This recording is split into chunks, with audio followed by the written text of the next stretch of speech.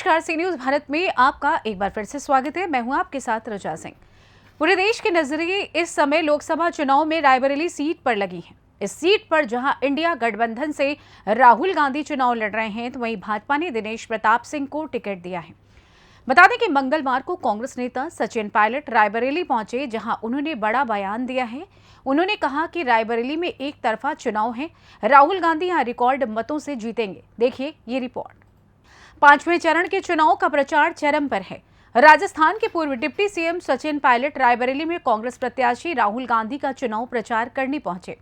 सचिन पायलट ने अपने प्रचार अभियान की शुरुआत बछरावा विधानसभा के सेहंगों से की। सेहंगों में वोटरों को साधते हुए सचिन पायलट ने बीजेपी पर निशाना साधते हुए कहा कि सरकार में संस्थाएं कमजोर हो रही हैं, संविधान बचाने के लिए चुनाव हो रहा है। उन्होंने कहा कि रायबरेली में एक तरफा चुनाव है और राहुल गांधी का जीतना तो तय ही है। वहां पर ही वोट पड़ते हैं। वोट डालने का अधिकार लोकतंत्र नहीं होता। वोट तो पाकिस्तान में पड़ते हैं, रूस में पड़ते हैं, बांग्लादेश में पड़ते हैं, लेकिन कोई नहीं बोलता कि इन मुल्कों के अंदर लोकतंत्र मजबूत है। लोकतंत्र इस देश में मजबूत है क्योंकि यहाँ जवाब मांग सकते हैं, जवाब तय कर सकते हैं, संस्थाएं मजबूत है, न्यायपालिका मजबूत है, अफसरशाही मजबूत है, मीडिया मजबूत है, निर्वाचन आयोग मजबूत है। इन सारी संस्थाओं को, इनकी अगर विश्वसनीयता को हम खत्म कर देंगे, आस्था लोगों की खत्म हो जाएगी। संविधान के साथ छेड़छाड़ करने की बात क्यों होती है? सरकार बनाने के लिए चाहिए 272 सांसद। आप 10-20 और जोड़ लो, लेकिन 400 क्यों चाहिए? ये 400 की जो बात करते हैं, किस लिए चाहिए? और बार बार प्रधानमंत्री को, गृह मंत्री को खंडन करना पड़ता है कि हम आरक्षण से छेड़छाड़ नहीं करेंगे, हम संविधान से छेड़छाड़ नहीं करेंगे। आपने कभी सुना मनमोहन सिंह जी को बोलते हुए कि हम छेड़छाड़ नहीं करेंगे? 400 सांसद राजीव गांधी जी के पास थे। कभी राजीव गांधी जी ने कहा कि हम छेड़छाड़ नहीं करेंगे? ऐसी क्या मजबूरी आ गई, ऐसी क्या नौबत आ गई कि बड़े बड़े भाजपा के नेताओं का खंडन करना पड़ रहा है? आप लोगों के पास सुनहरा मौका है साथियों। हम सब लोग अलग अलग क्षेत्र से कांग्रेस कार्यकर्ता के बीच में आ रहे हैं क्योंकि राहुल गांधी को पूरे देश में प्रचार करना है और आपके बीच में चुनाव लड़ रहे हैं, आपसे आशीर्वाद लेने आए हैं। मुझे पूरा विश्वास है कि हमारी समाजवादी पार्टी के साथी कार्यकर्तागण, कांग्रेस के हमारे नौजवान साथी, बुजुर्ग मिलकर एक इतिहास रचेंगे और पूरी ताकत लगा रखी है। केंद्र सरकार ये चुनाव भाजपा के सामने नहीं लड़ रहा है, ये केंद्र सरकार की पूरी ताकत लग रही है, पूरे संसाधन लग रहे हैं, पूरा पैसा लग रहा है।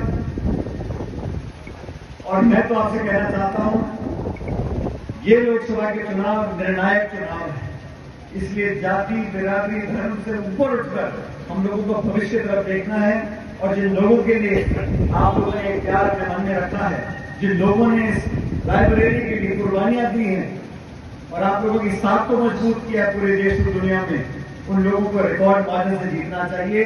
और राहुल गांधी जी जीत कर जाएंगे, लाखों लाख वोट से जीत कर जाएंगे, लेकिन आप लोगों की आहुति जरूरी है। 20 तारीख को बिना भूले हम सब हाथ का निशान, हमारे पंजे का पुरानी पहचान है, बटन दबाकर भारी बहुमत से यहाँ से कांग्रेस पार्टी को, राहुल जी को जिताकर भेजें ताकि संसद में आपके बात को बुलंद कर सके। फिर दोहराना चाहता हूँ साथियों, इस चुनाव में हार जीत की बात नहीं है।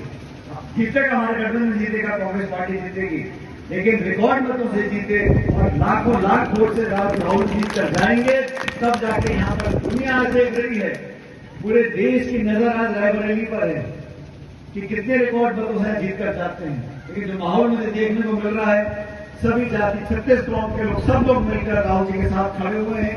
इसलिए आप सबसे निवेदन है, इस भीषण गर्मी में आप लोग आए हो, हमारी बातों को सुनने के लिए आए हो। मुझे पूरा विश्वास है कि सारी बातें भूलकर इस हाथ के निशान पर बटन दबाकर 20 तारीख को भारी बहुमत से राहुल जी को जिताएं।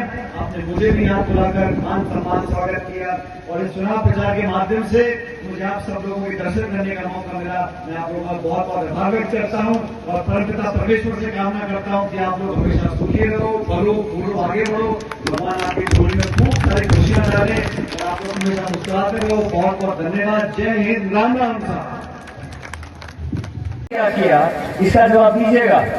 इन 10 सालों में आपने नोटबंदी करी, आपने कहा कि किसान की आमदनी दुगनी होगी, आपने वो नहीं किया।